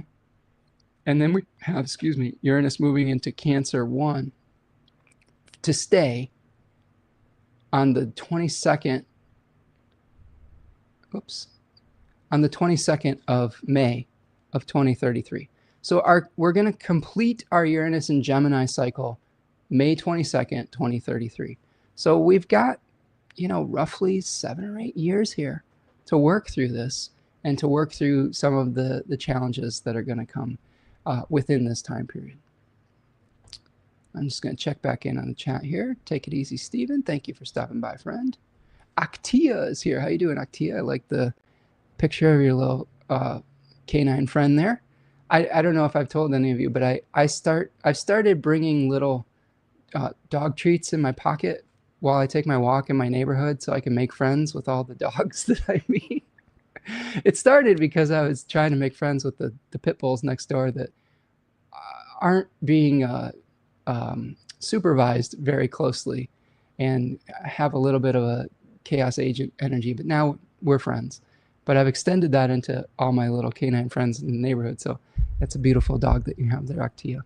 Actia says, I'm so ready for Uranus to finish its transit through Taurus. I have Venus at 29 degrees Scorpio. It's been activating this planet from my 12th house for a long while now. Yeah, and I'd be curious to hear some of your all of your reflections with Uranus and Taurus. For me personally, Actia, having an opposition to my natal Uranus, that's one of the transits that they talk about as a midlife crisis, right? And my midlife crisis was, hey, I stopped performing as a professional musician and then became a professional astrologer. And on some level, I think that it allowed me to be, not that I wasn't a musician and not that that wasn't a true expression of myself, but I'd always been a lover of symbols, a lover of not just astrology, but a lover of story, a lover of finding meaning within life. And maybe Uranus in that transition stripped away some of those other things to help me emerge in some way. Maybe I was just aspiring towards some sort of divine ideal that I couldn't quite harness, but we'll see what happens next. Lauren says Uranus will ingress again with Venus. I kind of love Venus's help here again. Yeah, that's interesting, isn't it? Just seeing that it's maybe smoothing the transition instead of it having to be this like so disruptive influence. Angela says it will be near my descendant in Taurus and then back opposing Venus. I guess relationships are central. 2028 seems an intense year. Yeah, I haven't looked too far ahead into all of the ins and outs of 2028, but I think that the next few years are going to be intense no matter what. I mean, look at the next ingress. So the ingress that we've had with Uranus, with Venus, both times in Gemini, is reflective of something, is reflective of maybe we're having new values around communication, around technology. Um, Maybe there's a smoothing of it. But when we have Uranus moving into Cancer, it's transiting with Saturn in Cancer in its exile. So I think that that period of time might be a little bit more disruptive and painful than this in ingress potentially. But these next few years, they're going to be challenged regardless, with the rise of authoritarianism, the rise of technology that we may not know how to control, with the rise of, with the challenges of climate change and having to deal with a rapidly changing planet that our leadership is tending to ignore, and not even just ignore, but to enact regressive policies against sustainability. uh, Really tough challenges that we're going to have to be reconciling with moving forward, Angela. All right, so that is what I have for the dates with Uranus. Um, so let's finish this off with a few things here. Let me see if one other thing that I can offer with Uranus that I think is really a good symbol. Um, I've heard various different tarot associations with Uranus. Some people really like to use the Tower card with the lightning strike of awareness, which makes a lot of sense because of the the bolt of new divine awareness striking down an earthly creation. But I will offer a different one, and this is the more traditional, I believe, Golden Dawn association um, with the tarot, and it's the Fool card. So the Fool card makes a lot of sense now that I've thought about this through the lens of Prometheus, that I've thought about it through Liz Green's understanding. And you can see here that the Fool card, it shows a figure that is potentially stepping off the precipice of a grand adventure, or stepping off a cliff to his death. Right? And he just seems to be he's not looking where he's stepping.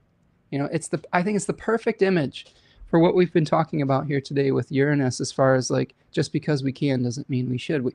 We have the spirit, the naive spirit of the Fool, but he's not necessarily looking where he's going. He's only looking up towards the heavens. He's like Uranus.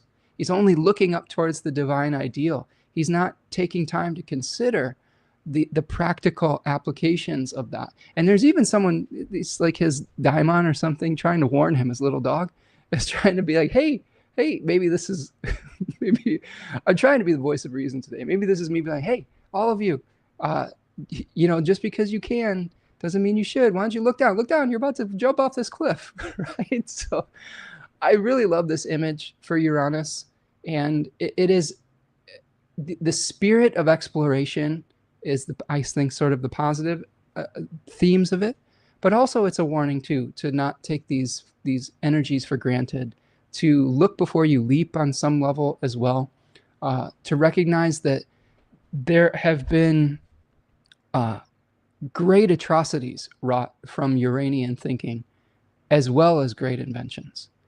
That the energies of Uranus itself are not good or bad morally, but it is you as an individual attempting to wield those forces that makes all the difference. So when you are feeling the Uranian inspiration, it is extremely important to work on your own character and to work on the vision of how this is going to affect people. How is this going to land with your individual communities? What are the consequences of this action? And sometimes we can't know, but we should at least make attempts to do so. And we should make attempts to use whatever flows through us in a Uranian way in a positive way. Now, that's difficult to do because Oftentimes, the greatest villains in history think of themselves as the heroes of their own story. So take feedback from people. Get reflections not only from your own consciousness, but from the people that might be affected by what you are trying to bring into existence. Let's see. Actea says, I was struggling with feeling trapped in by a job I really disliked. I did not feel supported or at home in my work environment. My contract ended and the last day was July 3rd. Oh my goodness. Let me see. So Actea, so are you having Uranus moving into the first house? Because that might be, yeah. Actea says, it feels amazing being out of that environment. I certainly took a heavy toll on my mental health and ability to be happy and present at home in my relationship as well. Feels so much brighter. Yeah, that's one of the beautiful things about astrology is knowing when a transit that's difficult is going to end and maybe being able to look forward to a more positive manifestation. Sometimes just having a different problem to deal with is a relief than the problems that we've already been dealing with for so long. Yeah. Angel says, so nice to bring treats for dogs. I'm always sad when I see other pets and animals not taken care of. I really love animals. I really love my brothers and sisters in natures. I don't really like the hierarchy of placing human beings above other forms of life. And as much as I can try to bring that sense of equality to my everyday lived life, I think the better. So like as a Uranus fourth house person, I don't see just people as my family. I see my cats as my family. I see the trees and the flowers in my yard as my family. I see the neighborhood dogs as my family. It is a different way of viewing this experience, and hopefully it's something that can be shared as not just as an example, but maybe we can bring more empathy into the world through that. Okay, so I do have a I Ching and an animal to help us through this. The animal is really funny, but we'll do the I Ching first. But meditate on the Fool card for Uranus, and especially I didn't bring this up in an image, but the Magician card is the card associated with Mercury or Hermes. So if you do a little spread in front of you, and you look at the Fool and Hermes together, I'll pull this out of my deck here so you can see it. So I think this is going to help you to think about what this might mean. I'm a big proponent of visual imagery in meditation, and so of course this card is going to be at the back of the deck probably.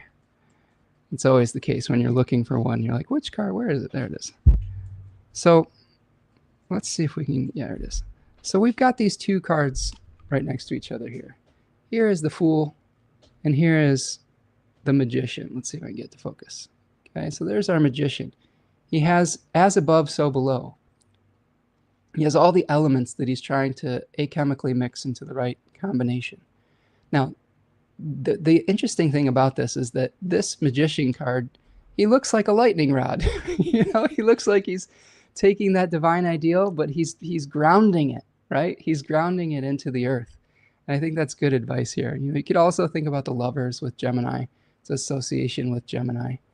That has to do with choice, with ethics, and thinking about maybe which choices are before us and the binaries that we experience. Okay, so let's talk this hexagram here, and then we'll do the animal. So our hexagram that we got is number 27, which translates to nourishment, and it is moving towards hexagram number 37, the family. So we've been talking a lot about different experiences of family with Uranus, and what do we feed ourselves? That could be information too.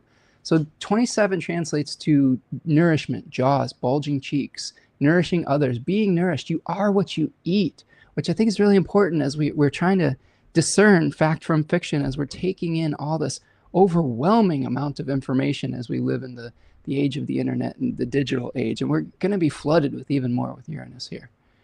It says, Jack Balkin in The Laws of Change says, this hexagram has a double theme. the nourishment of the self and the nourishment of others. Both are important to a happy life.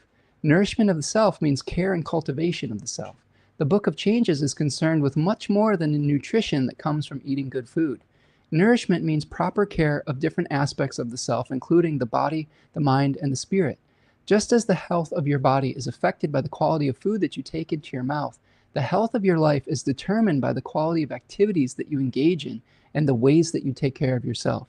Thus, the lesson of this hexagram is that you truly are what you eat when it comes to bodily nutrition and the forms of intellectual and spiritual nourishment. If you nourish yourself in the right way, you will be healthier, happier, and better able to deal with the blows and misfortunes of life when they inevitably occur. If you do not attend to your mental, physical, and spiritual health, you will weaken and debilitate yourself. We might make the analogy to junk food. Junk food fills you up in the short run, but makes you unhealthy in the long run. There's also spiritual junk food. It is attractive and seductive, but ultimately leaves you feeling empty and craving more. I mean, oftentimes the kitsch that comes through Gemini can be the equivalent of spiritual junk food, right? Like all these distractions that destabilize us. And make no mistake, the powers that be right now intentionally create distractions to distract from their power and wealth grabs. They want you to be distracted by certain things by flooding the airwaves with all sorts of things either to be afraid of or to be shocked about. The current president of the United States has Uranus and Gemini conjoining his sun. So the flood of information, and with a very loose attachment to truth, if I'm being generous in that regard. So there are two changing lines here, okay? The first changing line says, rejecting nourishment, perseverance brings misfortune. Do not act like this for 10 years. There is nothing for which this is beneficial. To reject nourishment means to seek nourishment from the wrong places. You are what you eat both physically and spiritually, and a person who rejects healthy things and gorges on junk food fails to give himself proper nutrition and in the long run injures his health. A person who abandons things that strengthen his character and who absorbs the spiritual equivalent of junk food also fails to nourish himself properly. Thus, the text advises, do not act like this for 10 years. 10 years being a complete cycle of time. Because you are looking for the wrong things to nourish you, you feel unhappy and incomplete. You are caught in an endless cycle of desire and gratification that never fills you up. This analysis may apply to what you eat, how you behave, or the company you keep. As a result, you coarsen your character, deplete your energies, and turn away from people who might be good for you. Unless you change your ways, misfortune will result. So let's break that down a little bit because I think this is important. One of the things that I've been incorporating into my daily habit and routine has been, instead of opening social media, the news, the first thing that I wake up in the morning through my phone, I don't do that. And I do my ritual, my prayer, make my breakfast, I journal, and then I read one of these books like Liz Green for at least 45 minutes. I set a timer for 45 minutes. Sometimes I will do a second 45 minutes. Sometimes I'll do a third. But I'm starting my day with the type of spiritual nourishment that is going to hopefully uplift my spirit rather than cast it immediately into fear, anxiety, and worry. Liz Green talks a lot about Uranus connected with nervous anxiety because of the fact that sometimes our divine ideals don't match up with our lived reality, and that disconnect can cause a lot of tension and psychic displacement. So how do we start by nourishing ourselves in the way that can uplift ourselves and each other? How can you go out into your yard and look at some flowers? How can you play with your dog or your cat, or go for a walk, take in nature, meet people face to face rather than just getting into the rabbit holes that the algorithms specifically create for us to be tethered to their specific platforms. The posts and the stories that create fear and anxiety often get much more engagement because of human nature, because we feel like we're in danger, than the more positive ones. And if you keep clicking on the ones that are the spiritual equivalent of junk food, pretty soon your whole feed is going to be that junk food, right? And how do we start incorporating in that spiritual nourishment that we need, that is going to help us to focus and not become distracted from the real questions of life, and not become distracted from trying to solve some of the very difficult questions that are facing us moving forward, and how to deal with not only the corruption of our leadership, but the real human challenges facing us as we move through a changing cosmos. Okay, like, very important that we deal with the real issues rather than falling prey and victim to the distractions of people who have power machinations. There is another changing line in this hexagram. This changing line is the fifth changing line. It says, rejecting the standard way. Remaining constant and steadfastly faithful brings good fortune. It is not appropriate to cross the great river. So this feels Uranian. Rejecting the standard way means turning from ordinary activities and achieving things through indirection. You would like to nourish and help others, but you find that you are unable to do so by yourself because you lack the ability or resources. Hence, you should not try to attempt such a great undertaking by yourself, which we've talked about today, that the Uranian energy is not, it does not function well when it's wielded by an individual. It is a collective energy. It is of collective movements, collective consciousness. Hence, you should not try to attempt such a great undertaking by yourself. Seek out people with the knowledge and ability to do the job and work under their guidance and direction. So we don't necessarily have to be islands of electrical energy, islands of isolation. We need to learn how to work with each other to be able to sometimes when you have a collective movement, that can be much more powerful than just an individual trying to wield this, what can turn into a very chaotic energy. The next hexagram is number 37, called the family. Also translates to the household, the family, the clan, close-knit groups, house people, playing your part, establishing expectations, serving as an example, and creating mutuality and trust. Although the hexagram concerns the family, in ancient China, the family was a metaphor and model for virtually all other forms of social organization.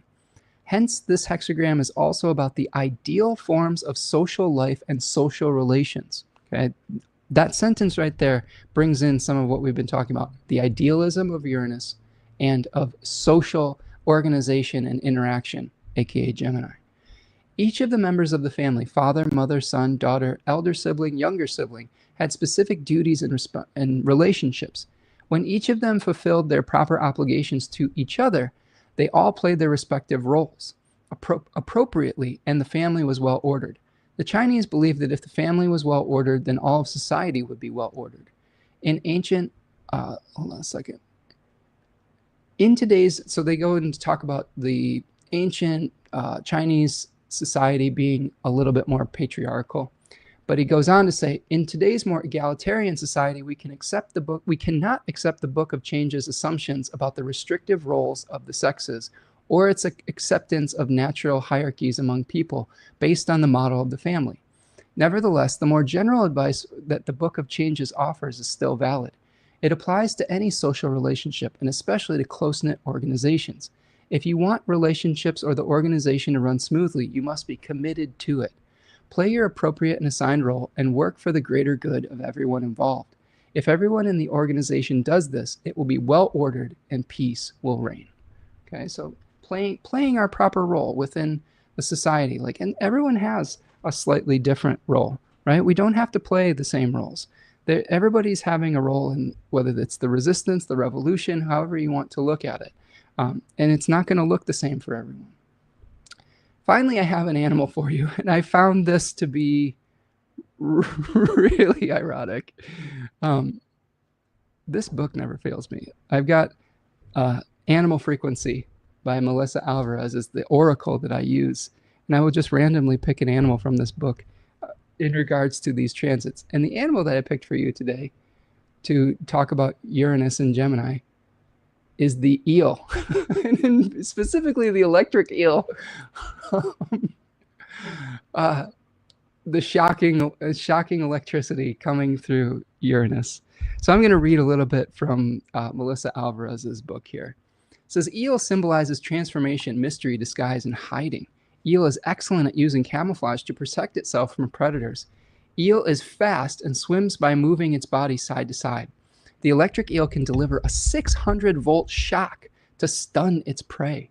Eels tend to have poor eyesight and relies on its radar-like ability to seek out food, or nourishment maybe, right, like we were talking about. During the day, it burrows into the mud and rests until it's ready to hunt again. When eel appears, it means you are in hiding or need to take a step back in the shadows to regroup. You are about to embark on a journey. This may be traveling in the physical world or a spiritual journey of the soul. Either of these voyages will result in a dramatic transformation within you on an emotional and spiritual level. You're filled with energy.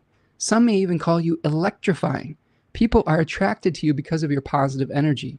You adapt to new situations easily and have an inner defense mechanism that you supercharge when you feel threatened and are able to slip away unnoticed if you so choose. Eel prefers hunting at night. If you are looking for a new opportunity, whether a new relationship, career choice, or business venture, you're most likely to encounter it after dark. Eel reminds you to rest instead of burning the candle at both ends. Eel can assist you when you need to observe a situation without being part of it. Eel can help you dig out of the mud of circumstances that wears on your energy and make changes needed to leave it behind. It encourages you to keep quiet, slip away, and think instead of being too vocal, right? Sometimes if we're letting Uranus just flow through us uninterrupted, maybe we can say things that get us into trouble, potentially. Eel can give an electric charge to your love life. It can help you find new relationships and add spark to old ones. Eel lives deep within the water. It can help you develop a deeper understanding of yourself and those around you. Others may not realize you are a deep thinker or have a depth of knowledge until you begin to open up to them. Eel warns that you can appear aloof, standoffish, and too guarded. Sometimes you have to let your barriers down in order to get to know others better and build relationships. You tend to prefer escaping instead of standing up for yourself. But if you're forced to fight, you shock your opponents with your fierceness.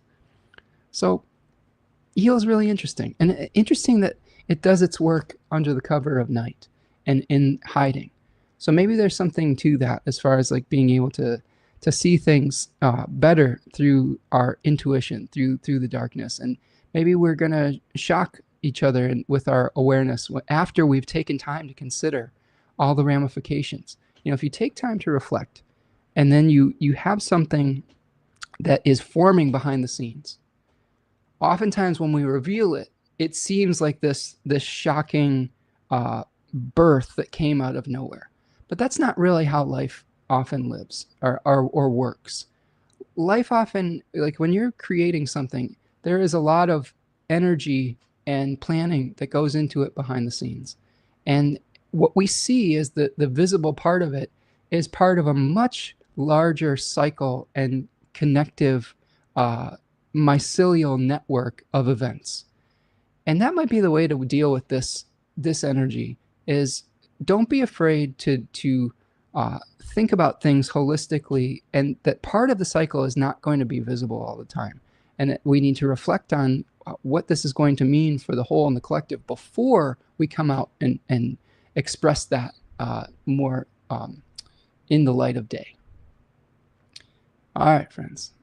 Rachel says, eels will survive the apocalypse. Yeah, I hope so. We all are eels trying to survive the apocalypse, right? Let's see.